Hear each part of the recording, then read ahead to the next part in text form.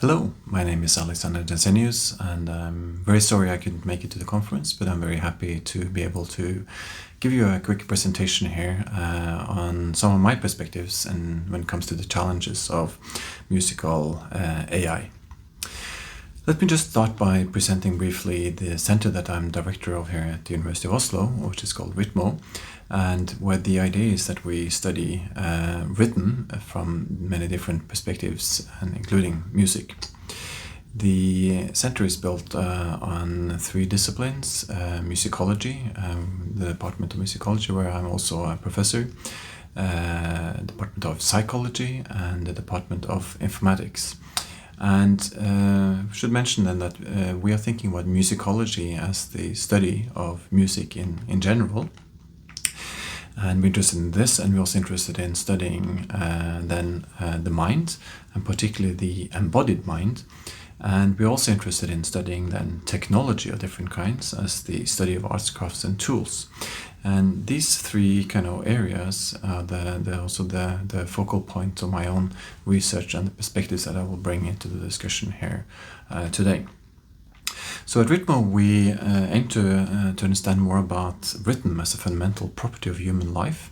So rhythm is at the core, and we like to study this from different perspectives using many different methodologies, and covering from what we call the soft to the hardest hard, starting with reading and writing books, also doing different types of music performance activities, music analysis, both of sound and of scores and signals, doing various types of interviews, questionnaires, doing tracking of different kinds, including eye tracking and motion capture and physiological measurements, doing brain measurements, including EEG, fNIRS, and fMRI, and doing various types of machine learning and AI activities, as well as robotics, and even a little bit of biology and life science work.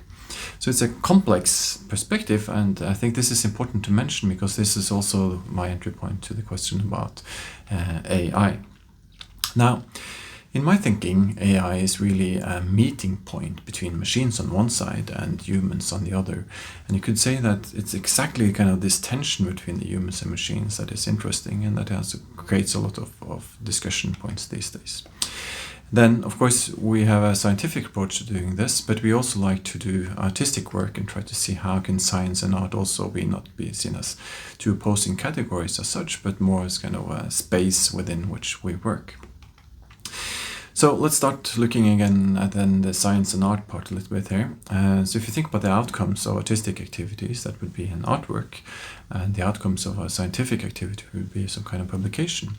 But in this context, I would also like to highlight that we can have code and data and also reflection being important elements of this process.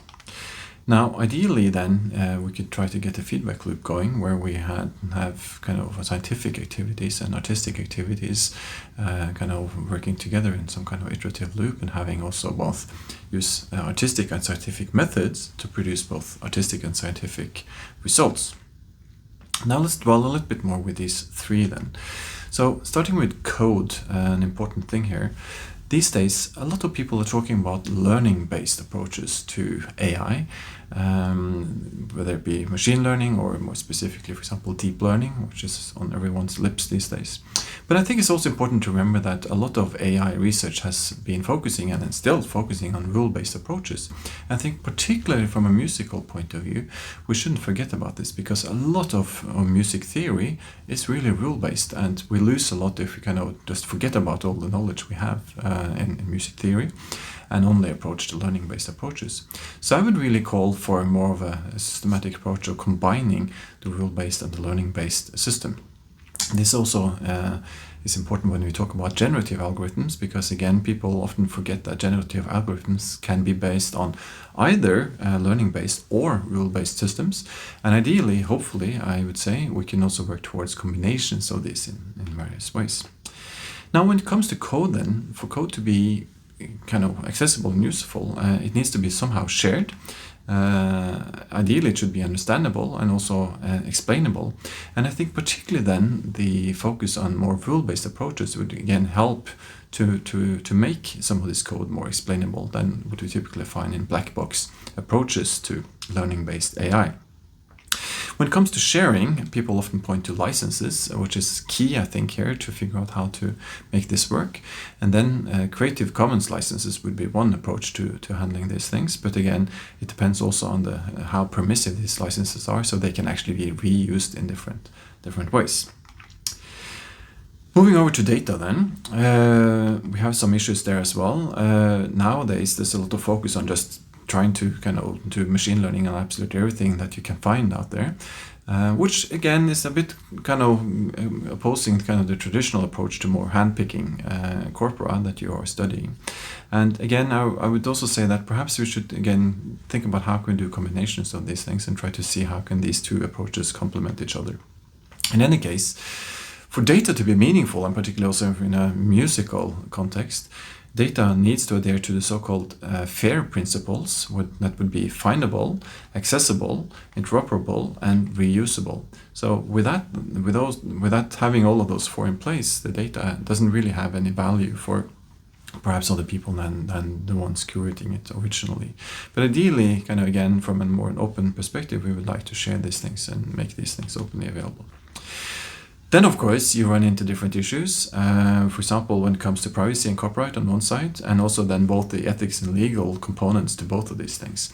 So it's complicated for us and for music researchers to figure out how to navigate in this landscape and to be able to really work with this type of data at all. So this is also a key challenge, I think when it comes to moving these things forward. And then finally, when it comes to reflection and how to systematically reflect on everything that we're doing in this space, I think it's interesting to think about reflection on both more on a metadata perspective. How can we add some extra information in a systematic manner that complement the data that we have?